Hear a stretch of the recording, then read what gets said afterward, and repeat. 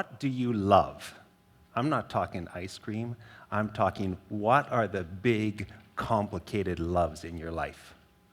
I've got at least 3. I love the ocean.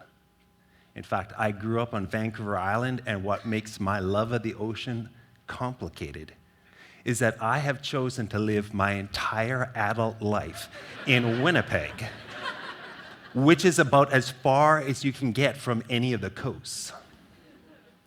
I love my job as a conflict mediator and facilitator, and I gotta tell you, people and their problems can get pretty complicated. And I love my family. And like all of our families, mine is a little complicated. One of us is on the autism spectrum, way deep on that spectrum. Another one, Parkinson's. One was only informally adopted into our family at age 24. 2 are trans. Most of us are dealing with some level of PTSD. And the dog, well, the dog was in a service training program for people with autism, but failed his final exam. So he's just a big silly pet for us. Swimming sideways to break the grip of the rip is a strategy that I have used with all of the 3 big loves in my life. It can literally save your life, help you manage change, and develop relational resilience. Let's start with saving your life. Anyone ever see this warning sign before? This is a keep the ocean out of my beverage sign. More seriously, it's a sign for water rescue. The number 1 reason why people die when they're playing in the ocean is not shark attack. The number 1 reason people die is that they get caught in what's called a rip current and drown. Now, for those of you who are not aware, what a rip current is, it's a flow of water. When the waves wash up onto the shore, they're so beautiful, nice, big, even rollers, but what you can't see is how that wave recedes back into the ocean under the incoming waves. Most beaches aren't perfectly level.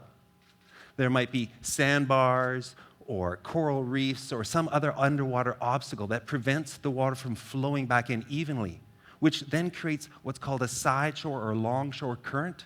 And then in the gaps in the sandbar, in the channels, that's where the bulk of the water gushes back out into the ocean. That is called the rip.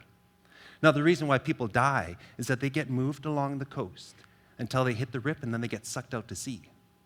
And they turn around in a panic and try to swim directly back to shore. You won't win this battle.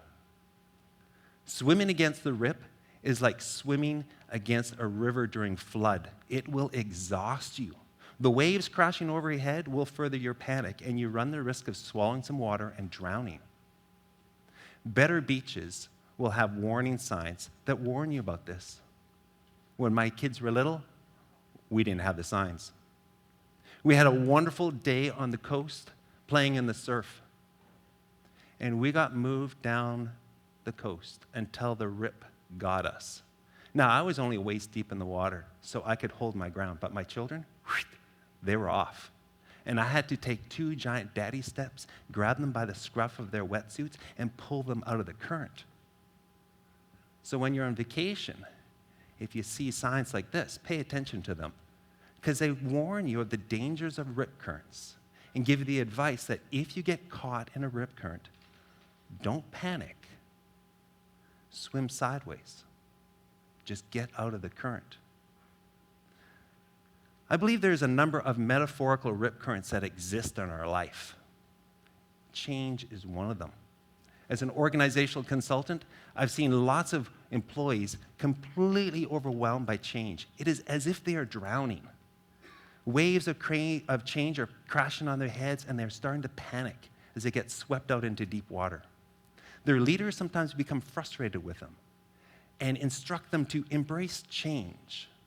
I think this is kind of like standing on the beach and telling someone stuck in the current to swim back to shore against the current. What I think is more helpful is to help those employees find a way to swim sideways, to get out of the overwhelmingness of the change in the moment, to find some stability, to find their feet, to regain their confidence. Who knows, with that assistance, they might even learn how to enjoy playing in the waves. Let me make this practical for you. This is my house here in Winnipeg. In 2010, my youngest came home from school with a stack of drawings. Given his place on the autism spectrum, when I say a stack of drawings, I'm talking a stack of drawings. And he proceeded to plaster the basement with his art.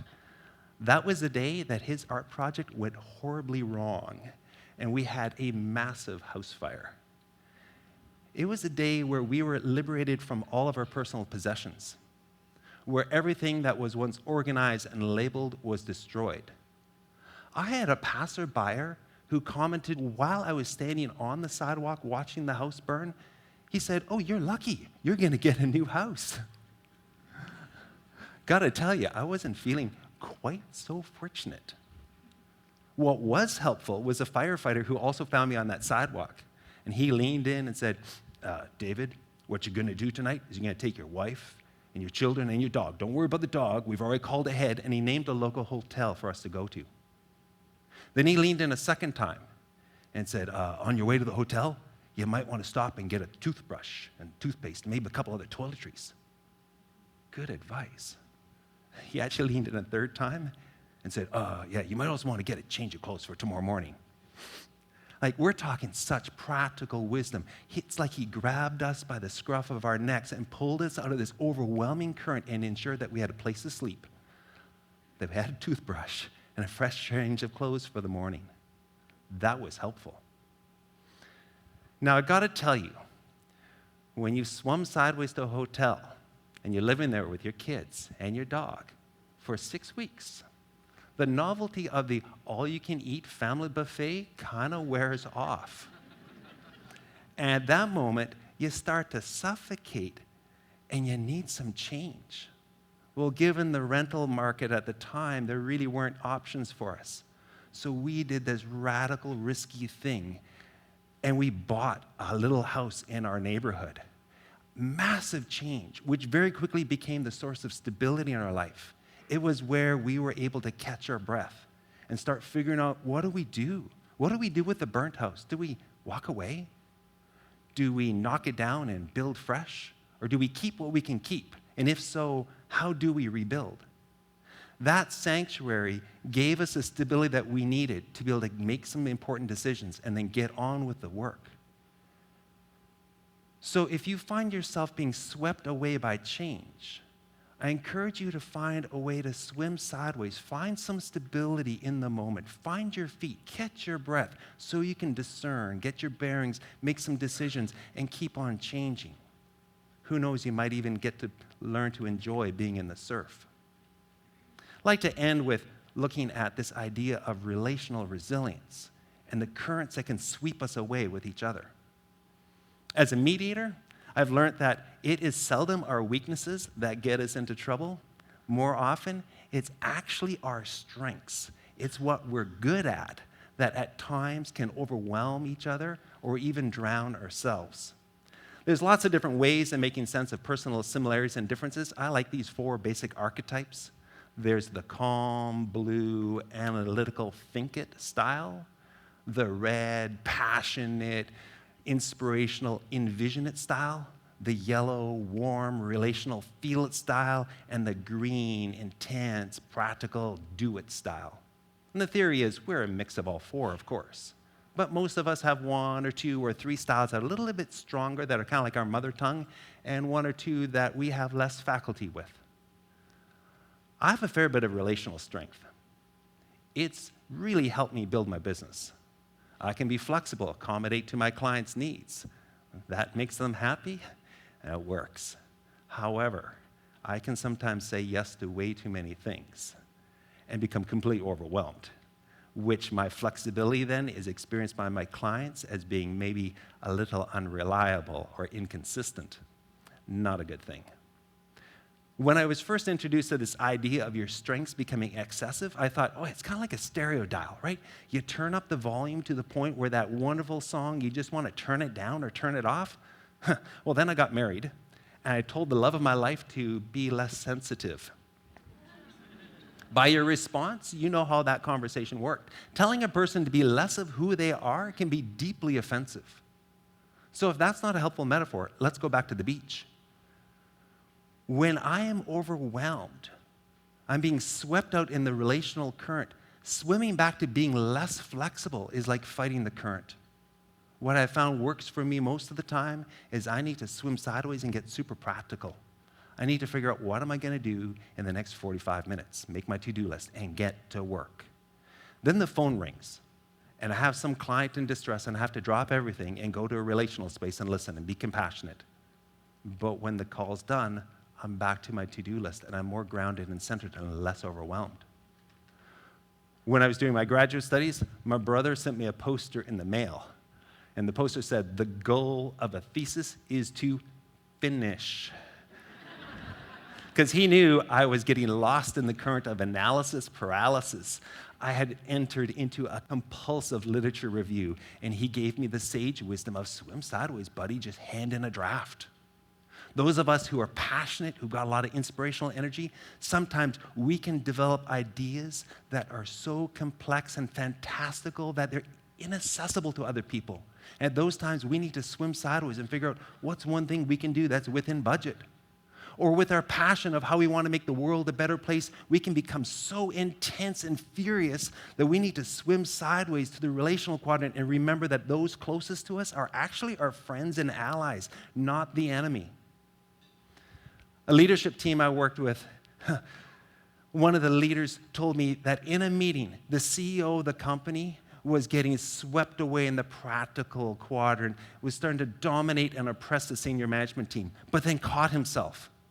Mid-meeting, in front of the whole senior management team, the CEO said, "You know what, folks? I need to swim sideways. Let's do a round. I would like to hear what the rest of you think." One move of self-regulation, you know how much credibility and trust that earned him in that moment? Now, this is not about fundamentally changing your personality. This is just learning how to manage your personality. Learning that when you go into excess, find a way of managing that. Go sideways.